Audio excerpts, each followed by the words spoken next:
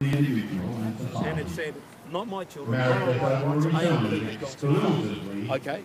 Now, they attacked that, absolutely. When I got to Brisbane, 500 of them were screaming at them. Now, a lot of young people have watched the YouTube footage of this. That they said, what's the story? I went in dialogue with them at Hyde Park. They're screaming and yelling at me. And I'm saying simply, I love you guys, but marriage is not negotiable. It is essential to our society. So,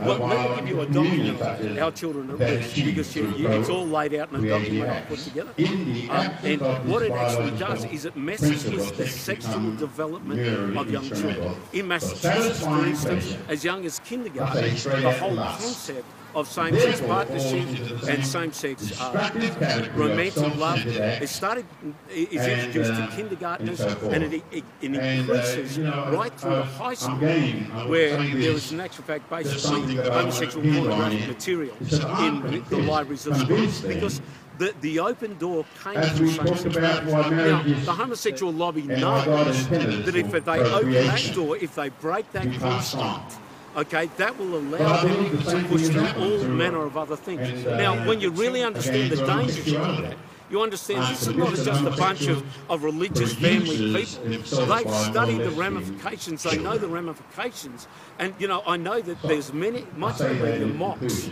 what we do here. But we are concerned, citizens of Australia, concerned about the future of our children and our grandchildren. And it's not just saying be nasty to the gays. That's not what it's about. I don't think, But it's an aberration. well, absolutely not. Look, there's three things you can do with aberrant behaviour, okay? You can prohibit it, which we did up until the 70s, okay? We said sodomy is not on the cards, you know, people were jailed for sodomy, okay? There was the second thing you can do, which we did, I believe it was in 1978, is that you can say, okay, we're not prohibiting it, we'll tolerate it. What you do in the privacy of your own home is your business.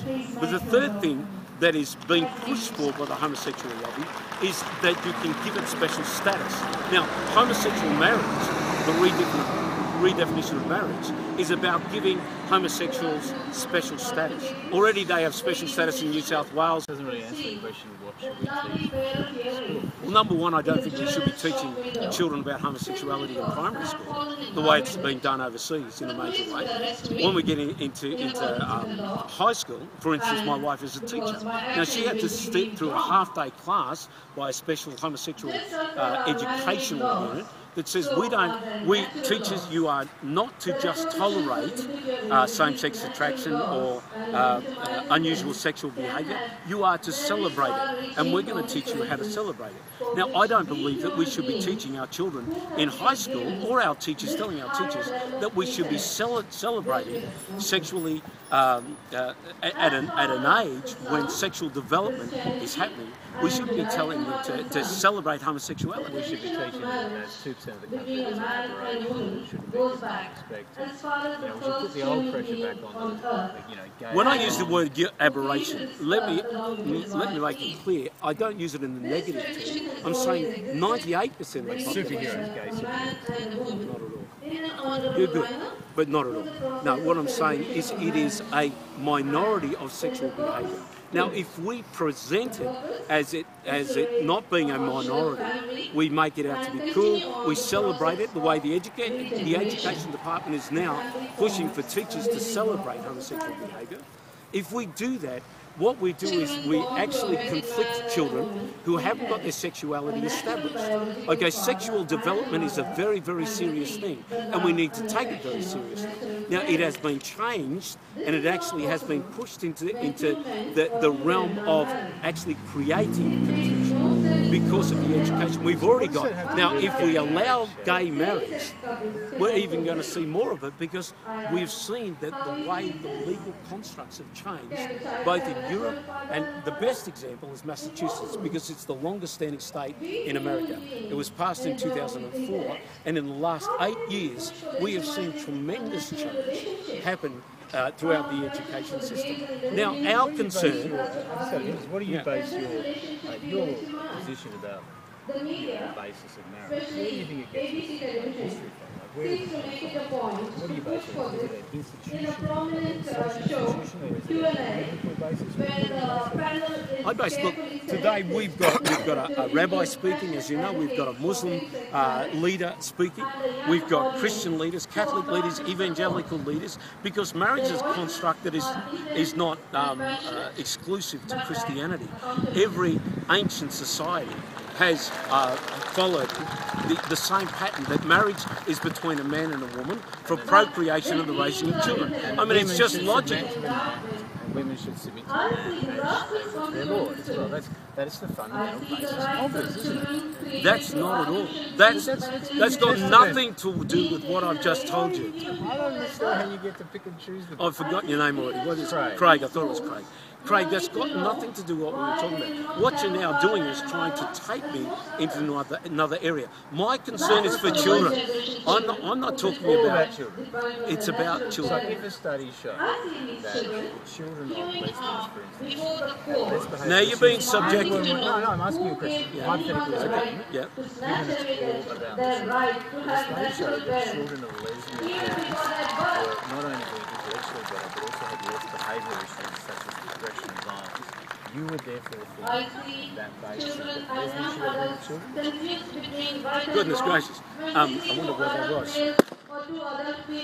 What you're actually doing now... I'm just asking hypothetically, as you said, it's all about the kids. So if the studies and the science shows... But you see, no, you're trying to nail me to the micro when I'm talking about the macro. No, what you're talking about is a tiny percentage of our population, lesbians, raising children, and a study being done on that. Now, if we take that tiny micro issue, no, it's not. I'm talking about the 98% of Australians and the way it will affect their children and their sexual development and what is taught to them in school and what it will do in the period of sexual confusion when they're already presented with so much sexualisation on television, the sexualisation of women, the over-abuse now, the rise of pornography that is coming through the internet that kids can activate on their iPhones. There are so many issues. No. I'm talking about sexual development. Now, you're trying to draw me into an argument that the homosexual lobby does continually. Well, we've got studies showing that lesbian children are doing better at school, etc., etc. Okay, I'm not concerned You're not concerned about particularly children. about that. You're saying it's not about the effect of the lesbians on their own children. It's the effect about the lesbians on your children. No, it's about the effect of legislation from this House and the way it will affect our education system and the way that will affect the sexual development of Australia's children. Because I've got to be concerned for the macro, not the micro. Democracy has been concerned for the majority. Now, we know that the minority need to have rights, but this is not about rights. This is about redefinition that will affect the sexual development of future generations. And if we're serious about really examining it, that's the conclusion we come to. So you're saying, just about this redefinition of marriage, so gays in society, we accept that they can have relationships, we accept that they can have children. We tolerate, absolutely. However, if we change the definition so that gays can marry, then everything falls apart. Now you're being extreme. Did I say everything? I can't be micro, I can't be macro. What the hell am I left with?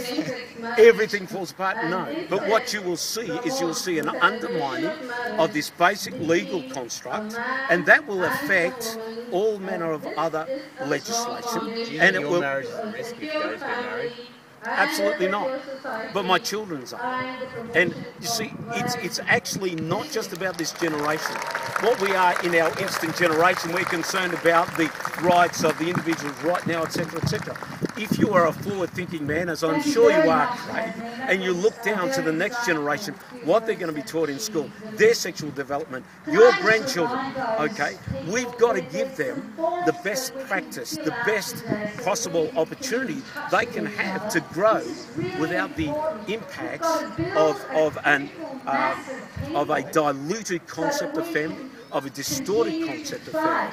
It's what has bode us well. The benefits that you enjoy right now as a young man, I don't know, in his early 30s, the benefits you enjoy in Australia are because of the foundations that the nation has been built upon. If we start messing with foundational principles, the house ultimately will fall. And that's the argument. This rally, as you notice, has not been talking against homosexuals or speaking negatively. It's been about promoting family.